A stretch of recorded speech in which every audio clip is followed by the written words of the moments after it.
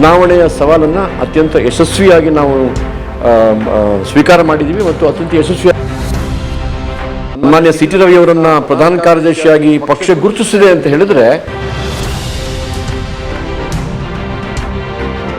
BSY ಗುಡುಗಿದರೆ Vidhana Soudha ನಡುಗುವುದು ಅಂತ ಹೇಳಿಕೊಂಡು ಸಮಸ್ಯೆ ಇಲ್ಲದಿರುವ ಸಂದರ್ಭದಲ್ಲಿ ಮೊಸಲಿ ಕಲ್ಲು ಹುಡುಕುವಂತ ಪ್ರಯತ್ನವನ್ನ ವಿರೋಧ ಪಕ್ಷಗಳು ಮತ್ತು ಕೆಲವರು ಮಾಡ್ತಾ ಇದ್ದಾರೆ. CBI ದಾಳಿ ಮಾಡಬೇಕಾದ ಪರಿಸ್ಥಿತಿ ಬಂದಿದೆ. ಕಾಂಗ್ರೆಸ್ ಸರ್ಕಾರದ 50-60 ವರ್ಷಗಳ ಅನುಭವ ಇದೆ. ರೈತ ಮಧ್ಯವರ್ತಿಗಳ ದಲ್ಲಾಳಿಗಳ ಕೈಯಲ್ಲಿ ಸಿಲುಕಿ ನಲಗಿ ಹೋಗ್ತಾ ಇದ್ದ.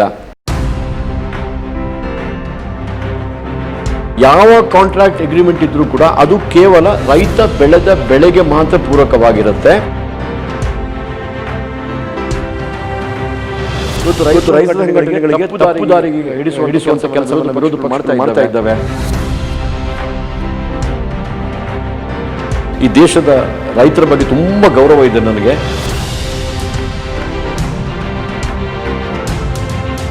ಸನ್ಮಾನ್ಯ BSY ಯಡಿಯೂರಪ್ಪ ಅವರು ಭಾರತೀಯ ಜನತಾ ಪಾರ್ಟಿಗೆ ಕರ್ನಾಟಕ ರಾಜ್ಯದಲ್ಲಿ ಅತ್ಯಂತ ಭದ್ರವಾದ ಬುನಾದಿ ಹಾಕಿಕೊಂಡಿರುವಂತಹ ನಮ್ಮ ಅತ್ಯಂತ ವರಿಷ್ಠ ನಾಯಕರು.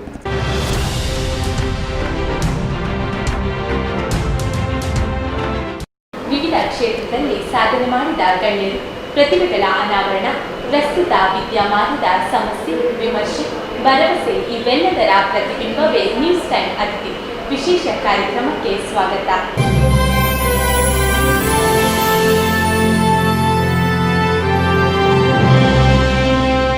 ಬಿಜೆಪಿಯ ಹಿರಿಯ ಮುಖಂಡ ಗಣೇಶ್ ಕಾರ್ಣಿಕ್ ಅವರು ನ್ಯೂಸ್ ಟೈಮ್ ಅತಿಥಿ ವಿಶೇಷ ಕಾರ್ಯಕ್ರಮದಲ್ಲಿದ್ದಾರೆ. ಸರ್, ಕಾರ್ಯಕ್ರಮಕ್ಕೆ ಸ್ವಾಗತ. ಥ್ಯಾಂಕ್ ಯು, ಧನ್ಯವಾದ, ನಮಸ್ತೆ. ಮೊದಲಿಗೆ 2 ಉಪಚುನಾವಣೆ ನಿಮ್ಮ ಮುಂದೆ ಇದೆ. ಇದು ಬಿಜೆಪಿ ಸರ್ಕಾರಕ್ಕೆ ಅಗ್ನಿ ಪರೀಕ್ಷೆಯ. ಪ್ರಾರಂಭದಲ್ಲಿ ತಮ್ಮ ವಾಹಿನಿಯ ಮೂಲಕ ಎಲ್ಲ ಶ್ರೋತೃಗಳಿಗೆ ನವರಾತ್ರಿ ಹಬ್ಬದ ಶುಭಾಶಯಗಳನ್ನು ಹೇಳಲಿಕ್ಕೆ ಇಷ್ಟಪಡ್ತೇನೆ.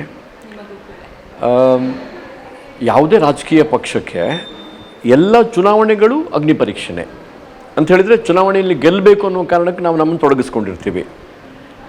ಮತ್ತು ಈ 2 ಉಪಚುನಾವಣೆಗಳು ಒಂದು ಅತ್ಯಂತ ಪ್ರಮುಖ ಕಾಲಘಟ್ಟದಲ್ಲಿ ಬರ್ತಾ ಇದೆ. ಒಂದು ಕಡೆಯಿಂದ ಕೋವಿಡ್ನ ಒಂದು ಸಂಕಟದಿಂದಾಗಿ ರಾಜ್ಯದಲ್ಲಿ ನೇರವಾಗಿ ಸಂಪರ್ಕ ಮಾಡಲಿಕ್ಕೆ ಕೊರತೆ ಇದೆ, ಸಮಸ್ಯೆಗಳಿದ್ದಾವೆ.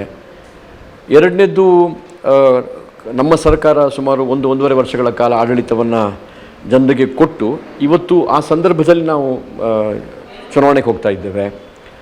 ಮೂರನೇದ್ದು, ರಾಜಕೀಯವಾಗಿ ಒಂದಷ್ಟು ಸಂಗತಿಗಳು ಈ ರಾಜ್ಯದಲ್ಲಿ ನಡೆದಿದೆ. ಇದೆಲ್ಲವನ್ನು ಮುಂದಿಟ್ಟುಕೊಂಡು ನೋಡಿದಾಗ ಚುನಾವಣೆ ಒಂದು ಸವಾಲು. ಅದರ ವಿಶ್ವಾಸ ಇದೆ, ಈ 2 ಚುನಾವಣೆಗಳನ್ನು ರಾಜ್ಯ ಸರ್ಕಾರದ ಯಡಿಯೂರಪ್ಪ ನೇತೃತ್ವದ ಸರ್ಕಾರ ಮಾಡಿರುವಂಥ ವಿಶೇಷವಾಗಿ ಅತಿವೃಷ್ಟಿಯ ಸಂದರ್ಭದಲ್ಲಿ ಜನಸೇವೆ, ಮತ್ತೊಂದು ರಾಷ್ಟ್ರಕ್ಕೆ ಮಾದರಿಯಾಗಿ ಕೋವಿಡನ್ನು ಪ್ರಾರಂಭದಲ್ಲಿ ನಿಗ್ರಹ ಮಾಡಿರುವಂಥ ಸಂಗತಿ, ಮತ್ತು ಸಂಕಷ್ಟದಲ್ಲಿರುವಂಥ ಎಲ್ಲ ವರ್ಗಗಳನ್ನು ಮುಟ್ಟುವಂಥ ಪ್ರಾಮಾಣಿಕ ಪ್ರಯತ್ನ, ಇದೆಲ್ಲವನ್ನು ವಿರೋಧಿಗಳ ಟೀಕೆಗೆ ವಿರುದ್ಧವಾಗಿ ನಾಡಿನ ಜನತೆ ನೋಡಿದ್ದಾರೆ.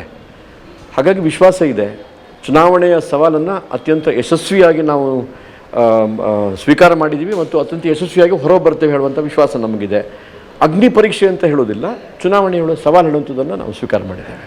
ಮುಖ್ಯಮಂತ್ರಿ BS ಯಡಿಯೂರಪ್ಪ ಹಾಗೂ ಬಿಜೆಪಿ ರಾಜ್ಯಾಧ್ಯಕ್ಷ ನಳಿನ್ ಕುಮಾರ್ ಕಟೀಲ್ ಅವರಿಗೆ ಈ ಚುನಾವಣೆಯ ಫಲಿತಾಂಶ ಪ್ರತಿಷ್ಠೆಯ ವಿಷಯವಾಗಿದೆಯಾ? ಇದು ಉತ್ತರ ಇರುವಂಥ ಪ್ರಶ್ನೆ.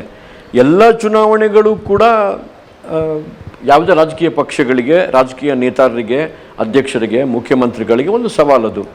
ಆದರೆ ವೈಯಕ್ತಿಕ ಪ್ರತಿಷ್ಠೆಯ ಪ್ರಶ್ನೆ ಅಂತ ಹೇಳಿದರೆ ಖಂಡಿತವಾಗಿ ಅಲ್ಲ.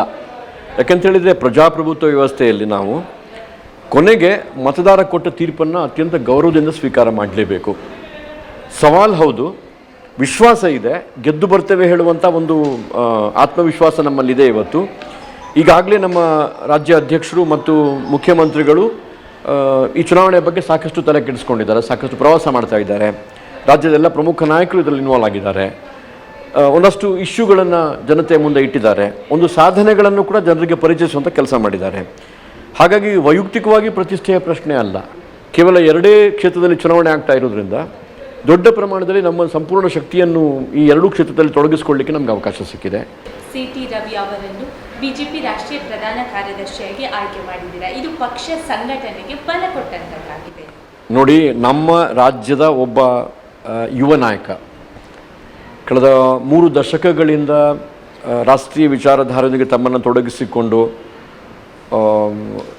ಅತ್ಯುತ್ತಮ ಸಂಘಟಕರಾಗಿ ರಾಜ್ಯಾದ್ಯಂತ ಪ್ರವಾಸ ಮಾಡಿಕೊಂಡು ರಾಜ್ಯದ ಪಕ್ಷದ ಪ್ರಧಾನ ಕಾರ್ಯದರ್ಶಿಯಾಗಿ ರಾಜ್ಯದ ಮಂತ್ರಿಗಳಾಗಿ ಅನುಭವ ಇರುವ ಒಬ್ಬ ಯುವಕ ಇವತ್ತು ರಾಷ್ಟ್ರ ಮಟ್ಟದಲ್ಲಿ ಪ್ರಧಾನ ಕಾರ್ಯದರ್ಶಿಯಾಗಿ ನೇಮಕಗೊಂಡಿದ್ದಾರೆ ಅಂತ ಹೇಳಿದರೆ ಖಂಡಿತವಾಗಿ ಅದು ನಮಗೊಂದು ಹೆಮ್ಮೆಯ ವಿಚಾರ.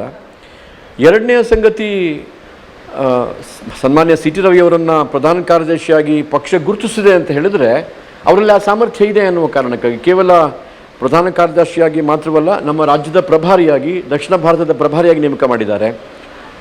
ಈ ರೀತಿ ಒಬ್ಬ ನಮ್ಮ ಕಾರ್ಯಕರ್ತ ರಾಷ್ಟ್ರೀಯ ಜವಾಬ್ದಾರಿಯೊಂದಿಗೆ ತೊಡಗಿಸಿಕೊಂಡಿದ್ದಾರೆ ಹೇಳಿದರೆ ಖಂಡಿತವಾಗಿ ರಾಜ್ಯದ ಸಂಘಟನೆಗೂ ಕೂಡ ಬಲ ಬಂದೇ ಬರುತ್ತೆ. ಮತ್ತು ಅವರು ಆ ರೀತಿಯಲ್ಲಿ ಪಕ್ಷವನ್ನು ಇನ್ನಷ್ಟು ತಳಸ್ಪರ್ಶಿಯಾಗಿ ಸಂಘಟನೆ ಮಾಡುವುದಕ್ಕಾಗಿ ತಮ್ಮನ್ನು ತೊಡಗಿಸಿಕೊಳ್ತಾರೆ. ಮೊನ್ನೆ ಮೈಸೂರಿನಲ್ಲಿ ರಾಜ್ಯ ಪದಾಧಿಕಾರಿಗಳ ಸಭೆ ಇತ್ತು. ಆ ಸಭೆಯಲ್ಲಿ ಇದ್ದು ಸಂಪೂರ್ಣವಾಗಿ ಭಾಗವಹಿಸಿ ನಮಗೆ ಮಾರ್ಗದರ್ಶನ ಮಾಡಿದ್ದಾರೆ. ಖಂಡಿತವಾಗಿ ಪಕ್ಷ ಸಂಘಟನೆಗೆ ಬಲ ಬರುತ್ತೆ. ಮುಖ್ಯಮಂತ್ರಿ ಬಿ.ಎಸ್. ಯಡಿಯೂರಪ್ಪ ಅವರ ಕಾರ್ಯವೈಖರಿ ಬಗ್ಗೆ ಬಿಜೆಪಿ ಹೈಕಮಾಂಡ್ ಅವರಿಗೆ ಅಸಮಾಧಾನ ಇದೆ ಹೇಳುವ ಮಾತು ಕೇಳಿ ಬರ್ತಾ ಇದೆ. ಇದು ಎಷ್ಟರ ಮಟ್ಟಿಗೆ ಸತ್ಯ? ನೋಡಿ, ಈ ಮಾತು ಕೇಳಿ ಬರ್ತಾ ಇರುವಂಥದ್ದು ಒಂದಷ್ಟು ಮಾಧ್ಯಮದಲ್ಲಿ, ಪತ್ರಿಕೆಗಳಲ್ಲಿ. ಕರ್ನಾಟಕ ರಾಜ್ಯ ಕಂಡಂಥ ಅತ್ಯಂತ ಪ್ರಭಾವಿ ನಾಯಕ, ಅತ್ಯಂತ ಪ್ರಭಾವಿ ರೈತಪರ ಹೋರಾಟಗಾರ. ಹಿಂದೆ ಒಂದು ಮಾತು ಚಾಲ್ತಿಯಲ್ಲಿತ್ತು, BSY ಗುಡುಗಿದರೆ ವಿಧಾನಸೌಧ ನಡುಗುವುದು ಅಂತ ಹೇಳಿಕೊಂಡು. ಮತ್ತು ತಳಸ್ಪರ್ಶಿಯಾಗಿ ರಾಜ್ಯದ ಮೂಲೆ ಮೂಲೆಯನ್ನು ಮುಖ್ಯಮಂತ್ರಿಯಾಗಿ ಪ್ರವಾಸ ಮಾಡಿದ ಇನ್ನೊಬ್ಬ ನಾಯಕ ಇಲ್ಲ. ಮತ್ತು ಮೊನ್ನೆ ನಡೆದ ಅತಿವೃಷ್ಟಿ ಮತ್ತು ಈ ಕೊರೋನಾ ಸಂಕಟದ ಸಮಯದಲ್ಲಿ ಇಡೀ ಆಡಳಿತಕ್ಕೆ ಒಂದು ಚುರುಕು ಮುಟ್ಟಿಸಿ ಇಡೀ ಆಡಳಿತ ಸ್ಪಂದಿಸುವಂತೆ ಮಾಡಿದಂಥ ನಾಯಕ. ಒಂದು ರಾಜಕೀಯ ಪಕ್ಷ ಹೇಳಿದರೆ ಅಲ್ಲಿ ಇಲ್ಲಿ ಏನಾದರೂ ಭಿನ್ನ ಸ್ವರ ಬರಬಹುದು. ಇದರರ್ಥ ದೊಡ್ಡ ಭಿನ್ನಮತ ಇದೆ, ಯಾರಿಗೂ ಆ ಥರ ಯಾವುದೂ ಇಲ್ಲ. ಆದರೆ ಏನೂ ಪೊಲಿಟಿಕಲ್ ಇಶ್ಯೂ ಇಲ್ಲದಿದ್ದಾಗ ಇದನ್ನೇ ಇಶ್ಯೂ ಮಾಡುವಂಥ ಒಂದು ಪ್ರವೃತ್ತಿ ವಿರೋಧ ಪಕ್ಷಗಳಲ್ಲಿರ್ಬೋದು ಮತ್ತು ಹೀಗೆ ಕೆಲವು ಮಾಧ್ಯಮಗಳಲ್ಲಿ ಬಿಂಬಿತ ಆಗಿರ್ಬೋದು. ರಾಜ್ಯ ಖಂಡಿತವಾಗಿ ಈ ಅವಧಿಯಲ್ಲಿ ರಾಜ್ಯ ಸರ್ಕಾರ ಸನ್ಮಾನ್ಯ B.S. ಯಡಿಯೂರಪ್ಪ ಅವರ ಅತ್ಯಂತ ಪರಿಣಾಮಕಾರಿ ನೇತೃತ್ವದಲ್ಲೇ ಮುಂದುವರಿಯುತ್ತೆ. ಯಾವ ಅಭಿಪ್ರಾಯ ಭೇದಗಳು ಕೂಡ ಇಲ್ಲ, ಯಾವ ಭಿನ್ನಾಭಿಪ್ರಾಯಗಳು ಕೂಡ ಇಲ್ಲ. ಕೇಂದ್ರದಲ್ಲಿ ಇವರ ಬಗ್ಗೆ ಅಪಸ್ವರ ಹೇಳುವಂಥದ್ದು ಒಂದು ಸುಮ್ಮನೆ ಗುಮಾನಿ ಅಷ್ಟೇ. ಆ ಥರದ್ದು ಯಾವುದೂ ಇಲ್ಲ. ನೇರವಾಗಿ ಕೇಂದ್ರದಲ್ಲೇ ಇದನ್ನು ಸಿದ್ಧಪಡಿಸಿದ್ದಾರೆ, ಹೇಳಿದ್ದಾರೆ. ಯಾವುದೇ ಕಾರಣಕ್ಕೂ ಈ ರೀತಿಯ ಗೊಂದಲಗಳಿರುವುದಿಲ್ಲ ಅಂತ ಹೇಳಿಕೊಂಡು ನಾನಿವತ್ತು ಕರ್ನಾಟಕ ರಾಜ್ಯದ ಆಡಳಿತವನ್ನು ಕಳೆದ 1.5 ವರ್ಷಗಳ ಕಾಲ ಸಮ್ಮಿಶ್ರ ಸರ್ಕಾರ, ಅದರ ಹಿಂದೆ ಏನು UPA ಸರ್ಕಾರದ ಒಂದು ಆಡಳಿತ ಇತ್ತು ಸಿದ್ದರಾಮಯ್ಯ ನೇತೃತ್ವದ, ಅದಕ್ಕೆ ಹೋಲಿಸ್ತೇನೆ. ರಾಜ್ಯದಲ್ಲಿ ಶಾಂತಿ ಸುವ್ಯವಸ್ಥೆ ನೆಲೆಸಿದೆ.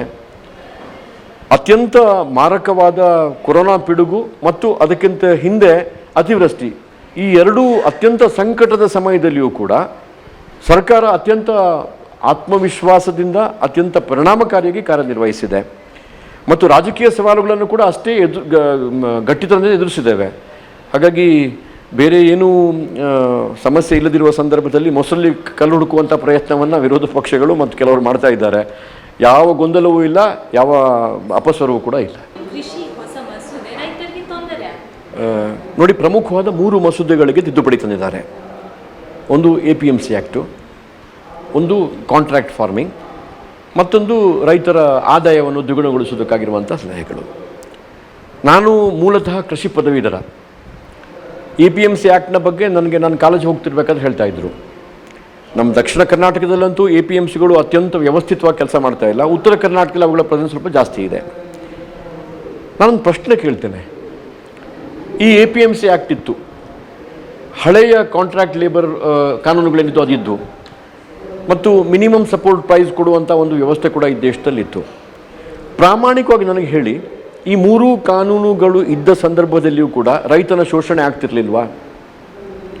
ರೈತನ ಮಾರುಕಟ್ಟೆಯ ಪ್ರವೇಶಕ್ಕೆ ಅವಕಾಶಗಳು ತುಂಬ ಸೀಮಿತವಾಗಿದ್ದು, ರೈತ ಬೆಳೆದ ಬೆಳೆಗಳಿಗೆ ಬೆಲೆ ಅತ್ಯಂತ ಕನಿಷ್ಠ ಮಟ್ಟದಲ್ಲಿ ಇರ್ತಾ ಇತ್ತು. APMC ಸೇರಿದ ಹಾಗೆ ರೈತ ಮಧ್ಯವರ್ತಿಗಳ ದಲ್ಲಾಳಿಗಳ ಕೈಯಲ್ಲಿ ಸಿಲುಕಿ ನಲಗಿ ಹೋಗ್ತಾ ಇದ್ದ. ಇಷ್ಟೆಲ್ಲ ಇದ್ದರೂ ಕೂಡ ರೈತನ ಬೆಳೆದ ಬೆಳೆಗಳು ಮಾರುಕಟ್ಟೆಗೆ APMC ಅಲ್ಲದೆ ಬೇರೆ ಬೇರೆ ದಾರಿಯಲ್ಲಿ ಪ್ರವೇಶ ಮಾಡ್ತಾ ಇದ್ದರು. ಆ ಪ್ರವೇಶ ಮಾಡಬೇಕಾದ್ರೆ ದಲ್ಲಾಳಿಗಳು ರೈತನನ್ನು ಶೋಷಣೆ ಮಾಡ್ತಾ ಇದ್ದರು. ಇವತ್ತು APMC ಕಾನೂನು ರದ್ದತಿಯಾಗಿಲ್ಲ. ಇವತ್ತು ಕಾಂಟ್ರಾಕ್ಟ್ ಫಾರ್ಮಿಂಗ್ನಲ್ಲಿ ರೈತನಿಗೆ ಮುಕ್ತವಾಗಿ ಮಾರುಕಟ್ಟೆಯಲ್ಲಿರುವಂಥ ಸಹವರ್ತಿಗಳ ಜೊತೆ ಕಾಂಟ್ರಾಕ್ಟ್ ಮಾಡಿಕೊಂಡು ಬೆಳೆಗಳಿಗೆ ಪೂರಕವಾಗಿ, ಆಸ್ತಿಗೆ ಸಂಬಂಧಪಟ್ಟಲ್ಲ, ಬೆಳೆಗಳಿಗೆ ಪೂರಕವಾಗಿ ಸಂಬಂಧ ಬೆಳೆಸುವಂಥ ಒಂದು ವಾತಾವರಣ ನಿರ್ಮಾಣ ಮಾಡಿದ್ದಾರೆ. ಮೋದಿ ಸರ್ಕಾರ ಬಂದ ಮೇಲೆ ರೈತರ ಇನ್ಕಮ್ ಡಬಲ್ ಮಾಡುವುದಕ್ಕಾಗಿ MSPಯನ್ನು ಸುಮಾರು 43%ಇಂದ 78% ಜಾಸ್ತಿ ಮಾಡಿದ್ದಾರೆ. ಈ ಕಾನೂನು ಬದಲಾವಣೆ ಆದ ಒಂದು ವಾರದಲ್ಲಿ ಮತ್ತೆ 22 ಬೆಳೆಗಳಿಗೆ ಬೆಂಬಲ ಬೆಲೆ ಸೂಚಿಸಿದ್ದಾರೆ. ಇದು ಸುಳ್ಳು ಆಪಾದನೆ ಮಾಡಿಕೊಂಡು APMC ರದ್ದಾಗತ್ತೆ, ಬೆಂಬಲ ಬೆಲೆ ರದ್ದಾಗತ್ತೆ, ಕಾನೂನು ತಿಳ್ಕೊಂಡಿಲ್ಲ. ನಾನು ಒಬ್ಬ ಕೃಷಿ ಕುಟುಂಬದವನಾಗಿ, ಕೃಷಿ ವಿದ್ಯಾರ್ಥಿಯಾಗಿ, ಯಾಕಂದರೆ ಕೃಷಿ ಕಾಲೇಜಲ್ಲಿ ಕಲ್ತಿರುವಂಥದ್ದು ನಾನು ಈ 3 ಕಾನೂನುಗಳನ್ನು ಅತ್ಯಂತ ಮುಕ್ತ ಕಂಠದಿಂದ ಸ್ವಾಗತ ಮಾಡ್ತೇನೆ. ಈ 3 ಕಾನೂನು ತರುವುದರ ಮೂಲಕ ರೈತ ತಾನು ಬೆಳೆದ ಬೆಳೆಗಳಿಗೆ ತನ್ನ ಮನೆಯಲ್ಲಿ ಕುಳಿತುಕೊಂಡು ಯಾರು ಉತ್ತಮ ಬೆಲೆ ಕೊಡ್ತಾನೆ ಅವನನ್ನು ಸಂಪರ್ಕ ಮಾಡುವಂಥ ಒಂದು ವ್ಯವಸ್ಥೆ ನಿರ್ಮಾಣ ಆಗಿದೆ. ನನಗೆ ನೆನಪಿದೆ, ನಾನು ಒಬ್ಬ ಚಿಕ್ಕ ವಯಸ್ಸಿನಲ್ಲಿ ಹಳ್ಳಿಯಿಂದ ನಮ್ಮ ತಂದೆ ಕಟ್ಟಿಕೊಟ್ಟ ಗಂಟನ್ನು, ಬಾಳೆ ಎಲೆ ಕಟ್ಟು, ಅಡಿಕೆ ಹಾಳೆ ಕಟ್ಟು, ಈ ಥರದ ಸಂಗತಿಗಳನ್ನು ಅಥವಾ ಬಾಳೆಗೊನೆ ಬಸ್ಸಿನ ಟಾಪಿಕ್ ಹಾಕಿ ತಗೊಂಡು ಕಾರ್ಕಳಕ್ಕೆ ಹೋಗ್ತಾ ಇದ್ದೆ. ಕಾರ್ಕಳಕ್ಕೆ ಹೋಗಿ ಅಲ್ಲಿ ಮಾರುಕಟ್ಟೆಯಲ್ಲಿರುವಂಥ ವ್ಯಾಪಾರಿಗಳಿಗೆ ಅದನ್ನು ಕೊಡ್ಲಿಕ್ಕೆ ಹೋದರೆ, ರಾಯರೇ ನಮ್ಮ ಹತ್ರ ಸ್ಟಾಕ್ ತುಂಬ ಇದೆ, ಆದರೆ ಏನು ಮಾಡೋದು, ನೀವು ಅಲ್ಲಿಂದ ತೊಗೊಂಡು ಬಂದಿದ್ದೀರಲ್ಲ, ನಿಮಗೆ ಬೇಜಾರು ಮಾಡಬಾರ್ದು ಅಂತ ಈ ರೇಟ್ ಕೊಡ್ತೇನೆ, ಬೇಕಾದರೆ ಕೊಟ್ಟು ಹೋಗಿ ಅಂತ ಹೇಳ್ತಾಯಿದ್ರು. ಅದೇ ಬಾಳೆಗೊನೆಯ ಬಾಳೆಕಾಯಿಯನ್ನು ನಾನು ಸಂಜೆ ಖರೀದಿ ಮಾಡಲಿಕ್ಕೆ ಹೋದರೆ 10 ರೂಪಾಯಿ ಕೊಟ್ಟದನ್ನು 50 ರೂಪಾಯಿ ಕೊಟ್ಟು ಖರೀದಿ ಮಾಡುವಂಥ ವ್ಯವಸ್ಥೆ ನಿರ್ಮಾಣ ಆಗಿತ್ತು. ಇಲ್ಲಿಂದ ಹೊರಗೆ ಬಂದು ಇವತ್ತು ರೈತನ ಮನೆಯ ಬಾಗಿಲಿಗೆ ವ್ಯಾಪಾರಿ ಬರ್ತಾನೆ, ದಲ್ಲಾಳಿ ಬರ್ತಾನೆ. ಅವನು ರೈತ ಹೇಳ್ಬೋದು, ನೋಡಿ ನನ್ನ ಬೆಳೆಗೆ ಇಷ್ಟು ಬೆಲೆ ಕೊಟ್ಟರೆ ಕೊಡ್ತೀನಿ, ಕೊಡೋದಿಲ್ಲ ಅಂತ ಹೇಳಿಕೊಂಡು. ನಾನು ಅಂದ್ಕೊಳ್ತೀನಿ 91ರ ಮುಕ್ತ ಮಾರುಕಟ್ಟೆಯ ನೀತಿ ಬೇರೆ ಪ್ರಾಡಕ್ಟ್ಗಳಿಗೆ ಆದ ನಂತರ ರಾಷ್ಟ್ರದಲ್ಲಿ ಕೃಷಿ ಮಾರುಕಟ್ಟೆಯ ಸುಧಾರಣೆಗೆ ಅದೇ ರೀತಿಯ ಒಂದು ಅತ್ಯಂತ ಪ್ರಮುಖವಾದ ನಿರ್ಣಯವನ್ನು ಈ ದೇಶ ಕೈಗೊಂಡಿದೆ. ಇವತ್ತು ರೈತ ಬೆಳೆದ ಬೆಳೆಗೆ ಅತ್ಯಂತ ಸೂಕ್ತ ಬೆಲೆ ಮಾರುಕಟ್ಟೆ ಒದಗಿಸುವಂಥ ಒಂದು ವಾತಾವರಣ ನಿರ್ಮಾಣ ಮಾಡಿದ್ದಾರೆ. ಎರಡನೆಯ ಸಂಗತಿ ಇರುವಂಥದ್ದು contract farming.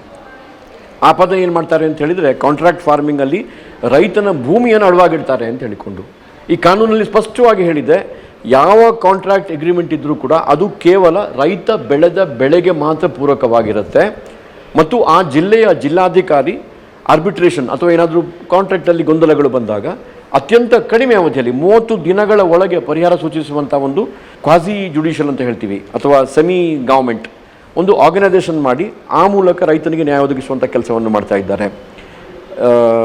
Land reform act ಬಂದ ನಂತರ ನಮ್ಮ ಕೃಷಿಕನ ಎಲ್ಲ ಭೂಮಿಗಳು ಮಾರ್ಜಿನಲ್ ಫಾರ್ಮಿಂಗ್ ಆಗಿರೋದ್ರಿಂದ 1 ಎಕರೆ, 1.5 ಎಕರೆ, 2 ಎಕರೆ, 2.5 ಎಕರೆ ಅವು ಇಕನಾಮಿಕಲಿ ವಯಬಲ್ ಸೈಜ್ನಲ್ಲಿ ಇಲ್ಲ. ಅವುಗಳು ಅಂದರೆ ಆರ್ಥಿಕವಾಗಿ ಅವನು ಸ್ವಾವಲಂಬಿಯಾಗಿ ಬದುಕಲಿಕ್ಕೆ ಬೇಕಾದ ಸೈಜ್ ಇಲ್ಲದೆ ಇರೋದಿಲ್ಲ. ಹಾಗಾಗಿ 4 ಜನ ಅಲ್ಲಿಯ ರೈತರು ಅಥವಾ ಒಬ್ಬ ಹೊರಗಿನ ಆಸಕ್ತಿ ಇರುವಂಥ ಒಬ್ಬ ವ್ಯಕ್ತಿ ಬಂದು ಆ ಫಾರ್ಮ್ ಪೂಲಿಂಗ್ ಮಾಡಿಬಿಟ್ಟು ಅದರ ಮೂಲಕ ಅವನಿಗೆ ಒಳ್ಳೆಯ ಟೆಕ್ನಾಲಜಿ, ಒಳ್ಳೆಯ ರಿಸೋರ್ಸಸ್, ಒಳ್ಳೆಯ ಇನ್ಪುಟ್ಸ್ ಕೊಡೋದನ್ನು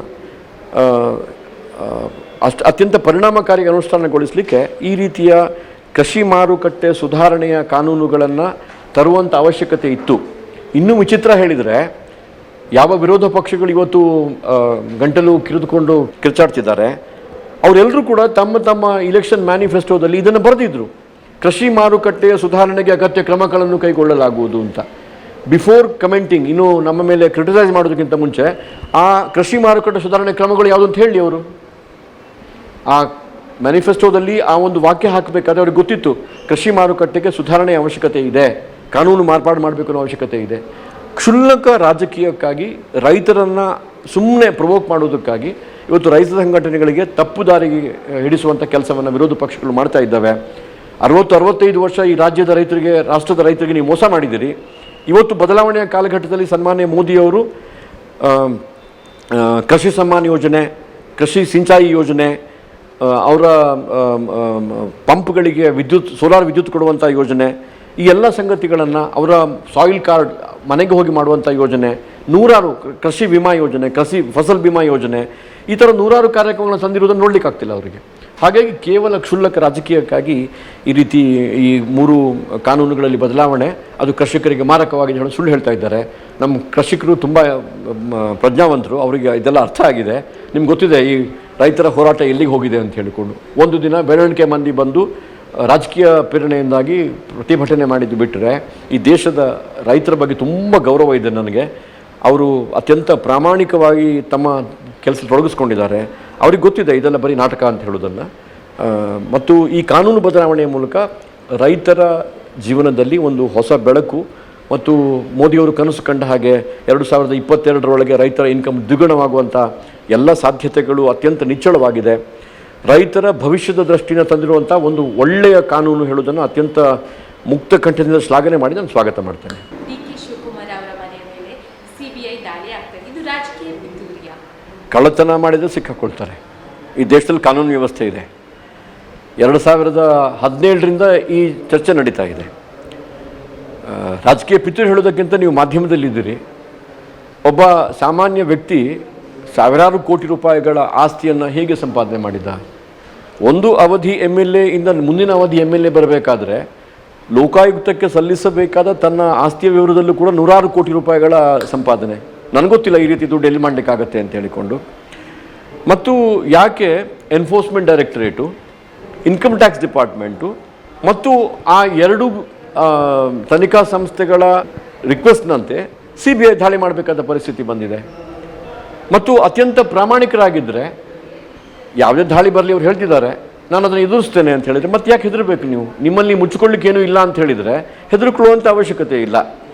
ಎಲ್ಲೋ ಒಂದು ಕಡೆ ಇದು ರಾಜಕೀಯ ಪ್ರೇರಿತ ದಾಳಿ ಅಂತ ಏನು ಅವರು ಆಪಾದನೆ ಮಾಡ್ತಾ ಇದ್ದಾರೆ, ಅದರಲ್ಲಿ ನನಗೆ ಅನ್ನಿಸ್ತದೆ ಕಾಂಗ್ರೆಸ್ ಸರ್ಕಾರದ 50-60 ವರ್ಷಗಳ ಅನುಭವ ಇದೆ. ಅವರು ಹೇಗೆ CBI ಸಂಸ್ಥೆಯನ್ನು ದುರುಪಯೋಗ ಮಾಡಿದರು, ರಾಜಕೀಯ ವಿರೋಧಿಗಳನ್ನು ಮೆಟ್ಟಹಾಕಲಿಕ್ಕೆ ಉಪಯೋಗ ಮಾಡಿದ್ರು ಹೇಳುವಂಥ ಅವರ ಅನುಭವ ಇವತ್ತು ಈ ಥರ ಮಾತಾಡಿಸ್ತಾ ಇದೆ. ಅದು ಬಿಟ್ಟು ನಾನು ಅಂದ್ಕೊಳ್ತೀನಿ ಇದರಲ್ಲಿ ಯಾವುದೇ ರಾಜಕೀಯ ಪ್ರೇರಣೆ ಇಲ್ಲ ಅಂತ ಅಂದ್ಕೊಳ್ತೀನಿ ನಾನು. ಭಾರತೀಯ ಜನತಾ ಪಾರ್ಟಿ ಒಂದು ರಾಷ್ಟ್ರೀಯ ಪಕ್ಷ. ಈ ದೇಶದ ರಾಜಕೀಯ ಪಕ್ಷಗಳನ್ನು ನೀವು ತುಲನೆ ಮಾಡಿದರೆ ಭಾರತೀಯ ಜನತಾ ಪಾರ್ಟಿ ಮಾತ್ರ ಆಂತರಿಕ ಪ್ರಜಾಪ್ರಭುತ್ವ ಇಟ್ಟುಕೊಂಡಿರುವಂಥ ಒಂದು ಪಕ್ಷ. 3 ವರ್ಷಗಳಿಗೊಮ್ಮೆ ಸಾಂಸ್ಥಿಕವಾದ ಚುನಾವಣೆಗಳು, ಹೊಸ ಮುಖಗಳು ಬರುವುದನ್ನು ನೋಡಿದ್ದೀವಿ ನಾವು. ಭಾರತೀಯ ಜನತಾ ಪಾರ್ಟಿಯಲ್ಲಿ 2.5 ವರ್ಷಗಳಿಗಿಂತ ಹಿಂದೆಯೇ ಕೂತ್ಕೊಂಡು ಮುಂದಿನ ಮುಖ್ಯಮಂತ್ರಿ ಯಾರು ಅಂತ ಆಲೋಚನೆ ಮಾಡುವಂಥ ಅನಿವಾರ್ಯತೆ ನಮ್ಮ ಪಕ್ಷದಲ್ಲಿ ಇಲ್ಲ. ಸನ್ಮಾನ್ಯ BSY ಯಡಿಯೂರಪ್ಪ ಅವರು ಭಾರತೀಯ ಜನತಾ ಪಾರ್ಟಿಗೆ ಕರ್ನಾಟಕ ರಾಜ್ಯದಲ್ಲಿ ಅತ್ಯಂತ ಭದ್ರವಾದ ಬುನಾದಿಯನ್ನು ಹಾಕಿಕೊಡ್ಲಿಕ್ಕಿರುವಂಥ ನಮ್ಮ ಅತ್ಯಂತ ವರಿಷ್ಠ ನಾಯಕರು. ಕರ್ನಾಟಕದಲ್ಲಿ Bharatiya Janata Party without BS Yediyurappa ಹೇಳೋದನ್ನು ಆಲೋಚನೆ ಮಾಡಲಿಕ್ಕೆ ಸಾಧ್ಯ ಇಲ್ಲ.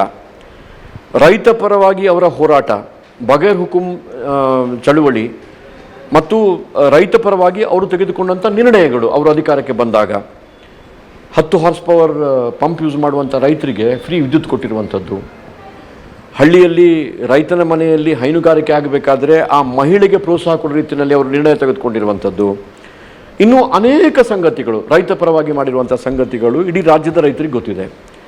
ಹಾಗಾಗಿ ಮುಂದೆ ಯಾರು ಮುಖ್ಯಮಂತ್ರಿಗಳಾಗ್ತಾರೆ ಹೇಳೋದಕ್ಕಿಂತ ಕರ್ನಾಟಕ ರಾಜ್ಯದ ಭಾರತೀಯ ಜನತಾ ಪಾರ್ಟಿ ಸನ್ಮಾನ್ಯ BSY ಯಡಿಯೂರಪ್ಪ ಅವರ ನೇತೃತ್ವ, ಅವರ ಮಾರ್ಗದರ್ಶನ ಮತ್ತು ರಾಜ್ಯದ ಸಮಗ್ರ ಬೆಳವಣಿಗೆಗೆ ಅವರ ಕೊಡುಗೆ, ಅವರ ದೃಷ್ಟಿಕೋನ, ಇದೆಲ್ಲವನ್ನು ಮನಸ್ಸಲ್ಲಿಟ್ಟುಕೊಂಡು ಅವರ ಮುಂದಾಳುತ್ವದಲ್ಲೇ ಮುನ್ನಡೆಯುವಂಥ ಪ್ರಯತ್ನವನ್ನು ಮಾಡುತ್ತೆ. ಚುನಾವಣೆ ಆದ ಮೇಲೆ ಪ್ರಜಾಪ್ರಭುತ್ವ ವ್ಯವಸ್ಥೆಯಲ್ಲಿ ಚುನಾಯಿತ ಪ್ರತಿನಿಧಿಗಳ ಆಯ್ಕೆ, ಪ್ರಧಾನಮಂತ್ರಿ ಮುಖ್ಯಮಂತ್ರಿ ಯಾರಾಗಬೇಕು ಹೇಳುವಂಥದ್ದನ್ನು, ಮತ್ತು ಅದಕ್ಕೆ ಪೂರಕವಾಗಿ ಭಾರತೀಯ ಜನತಾ ಪಾರ್ಟಿಯ ರಾಷ್ಟ್ರೀಯ ನೇತೃತ್ವ ಮತ್ತು ರಾಜ್ಯದ ನೇತೃತ್ವ ಸರಿಯಾದ ನಿರ್ಣಯಗಳನ್ನು ತೆಗೆದುಕೊಳ್ತಾರೆ ಹೇಳುವಂಥ ವಿಶ್ವಾಸ ನನಗಿದೆ. ಈಗ ನಮ್ಮ ಮುಖ್ಯಮಂತ್ರಿಗಳು ಸನ್ಮಾನ್ಯ BSY ಯಡಿಯೂರಪ್ಪ ಅವರು ಇನ್ನೂ 2.5 ವರ್ಷಗಳ ಅವಧಿ ಇದೆ. ನಮಗೆ ಸಂಪೂರ್ಣ ವಿಶ್ವಾಸ ಇದೆ ಕರ್ನಾಟಕ ರಾಜ್ಯದಲ್ಲಿ ಈ ಸರ್ಕಾರ ಕೋವಿಡ್ ಸಂಕಷ್ಟ ಮತ್ತು ಅತಿವೃಷ್ಟಿಯ ಸಂಕಷ್ಟದ ನಡುವೆಯೂ ಕೂಡ ಅತ್ಯಂತ ಪರಿಣಾಮಕಾರಿಯಾದ ಮತ್ತು ಅತ್ಯಂತ ಯಶಸ್ವಿಯಾದ ಆಡಳಿತವನ್ನು ಕೊಡುತ್ತೆ ಅವರ ನೇತೃತ್ವದಲ್ಲಿ ಹೇಳುವಂಥ ವಿಶ್ವಾಸ ನಮಗಿದೆ. BS ಯಡಿಯೂರಪ್ಪ ಅವರಿಗೆ ಆಡಳಿತ ನಡೆಸುವಂತೆ ಇರುವ ಸಾಮರ್ಥ್ಯ, ಪಕ್ಷದಲ್ಲಿ ಆ ರೀತಿ ಸಾಮರ್ಥ್ಯ ಉಳ್ಳವರು ಯಾರಿದ್ದಾರೆ ನಿಮ್ಮ ಪ್ರಕಾರ? ನೋಡಿ, ನಾನು ಆಗಲೇ ಹೇಳಿದೆ, ಇದು ಯಾವುದೋ ಡೈನಾಸ್ಟಿಯ ಪಕ್ಷ ಅಲ್ಲ, ಯಾವುದೋ ಒಂದು ಕುಟುಂಬಕ್ಕೆ ಸೀಮಿತವಾದ ಪಕ್ಷ ಅಲ್ಲ.